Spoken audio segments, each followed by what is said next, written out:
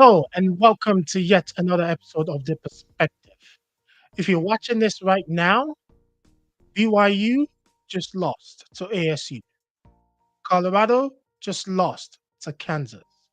And Iowa State is currently playing Utes. So that means there's a four-way tie for first place in the Big 12. Ooh, that's exciting. Let's get into it. So right now, as it stands with the loss to Colorado that Colorado suffered to Kansas and also BYU losing to ASU. And right now, because Iowa State is still playing, what that means is in the Big 12, there's a four-way tie for first place. There's only two spots, but four teams are currently contending for who is going to play in Arizona. So right now, we're gonna take a dive into like what happens and whatnot. But I just want to share this. I try to won Colorado. I tried to one Colorado and I tried to one BYU. The way BYU was playing, they were trending down. BYU was trending down, and the fact that they lost last week was not a surprise, and the fact that they lost this week was not a surprise either. There were close games that they should have won, given the talent and the way they've been playing all season, but they were trending down at the wrong time, right? And these other teams were trending up. And I also tried to warn Colorado. If you look at my video, the two best losses, right? Colorado's two best losses, I try to warn them. Kansas and the other teams that they were playing, they were beating teams at the right time. And I was telling Colorado, in order for them to achieve their goal, they needed to wake up. Because last week, Kansas won, right? And I was telling those boys in Colorado, they needed to wake up because this team that they were playing are beating people at the right time, right? And as we all saw today, unfortunately, Colorado lost. Devastating. I was rooting for those boys, because I just want to see them shine, man. I want to see and there's still hope. There's still hope, but instead of controlling your own fate, now you have to rely on somebody else's gameplay. Right now, you have to be glued to the TV, right? Because right now, as we're speaking, Iowa State is currently playing the Utes, right? We need Iowa State to lose for Colorado to sit a little bit comfortable because with Iowa State losing, that will make them 5-3, right?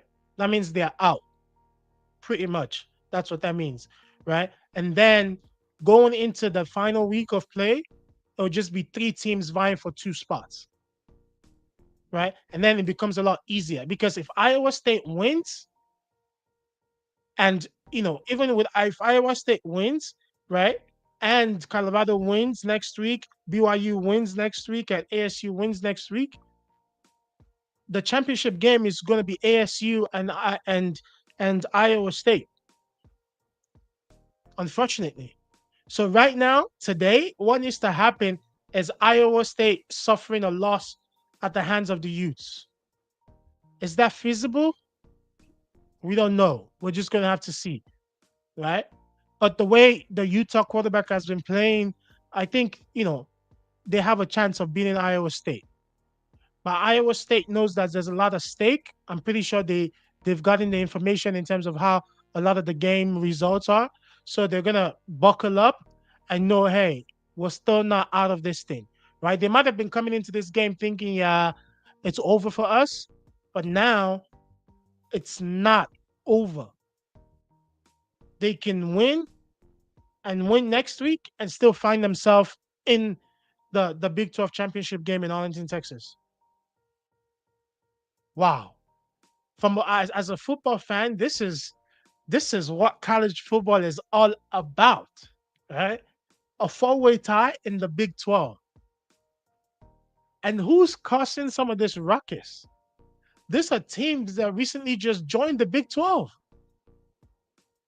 That's the beautiful and crazy part, right? This ruckus is being caused by teams that recently just joined the Big 12, right? Imagine a team that has been silent, pretty much silent, right?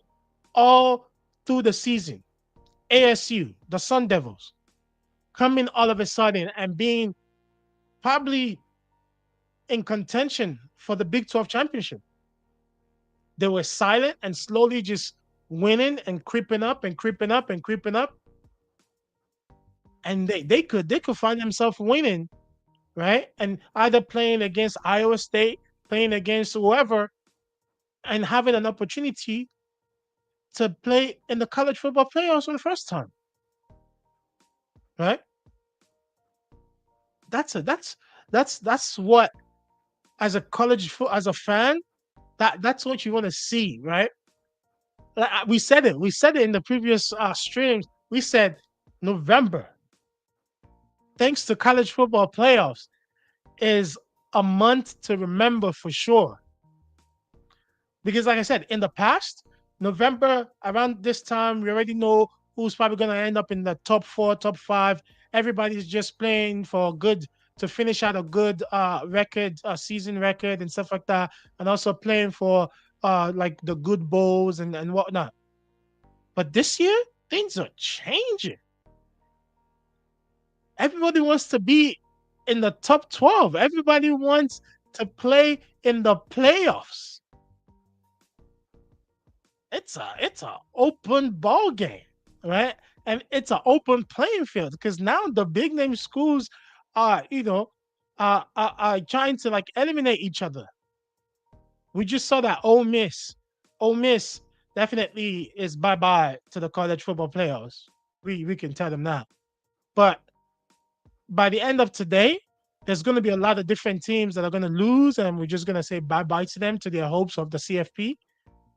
But this Big 12 race, this Big 12 conference, is like one of the most exciting ones because a lot of people out there have been saying the Big 12 is this, the Big 12 is that. But I'm telling you, the Big 12 is exciting. The Big 12 is exciting. I don't know, probably in this couple of games left, probably more exciting than the SEC because the SEC, we see the teams that they're playing to end their season. It's not really that exciting for some of them, but like the Big 12, this is what every fan dreams of, right? Yeah, it's incredible because now you have BYU, right? 6-2. You have ASU 6-2 in conference play, right? And then you have Colorado 6-2. And right now you have Iowa State that is playing Utah 5-2. So what does that mean? Everyone needs to start praying that Iowa State loses, except ASU. ASU, I think, beat Iowa State. So they have that to the advantage, right? So that's why if Iowa State wins today, right, they are going to basically propel themselves above BYU and above Colorado. So it's going to be entering last week, it's going to be ASU and Iowa State, right? And if everybody wins next week, that's pretty much how it's gonna end, right? And just like that, in a matter of one game, Colorado can see itself not playing for the Big 12 championship. So, Colorado fans, prayers up, man. Prayers up. I'll be joining you guys in fast and prayer, and sitting back and watching how this Iowa State game versus Utah unfolds, right? But it's hard to tell what's gonna happen because if Utah brings its A game, Utah can win and beat Iowa State, right? Because Iowa State is also trending down but they probably came to this game, laxed and thinking, yeah, we're just gonna win out and call it for what it is. But now that they see that everything is still in front of them, those boys might wake up, right? And bring a different type of A game and fortitude to the field. So it's hard to predict. Before the game, I would have said Utah was going to win, but now with the results of this other games, it's hard to tell who's going to win between Iowa State and Utah. Uh, you know, so I just wanted to come in here and share that with you guys. We'll touch base later on and see how everything shapes up and all that good stuff. But if you're watching this, once again, BYU lost, Colorado lost, ASU won, and Iowa State is currently playing the Utes. That means there's a four-way tie in the Big 12. And for a fan, this is college football. Until next time, thank you very much for tuning in. We'll see you guys soon. Stay glued to your TV and cancel all your Saturday plans because football is getting interesting. Stay blessed.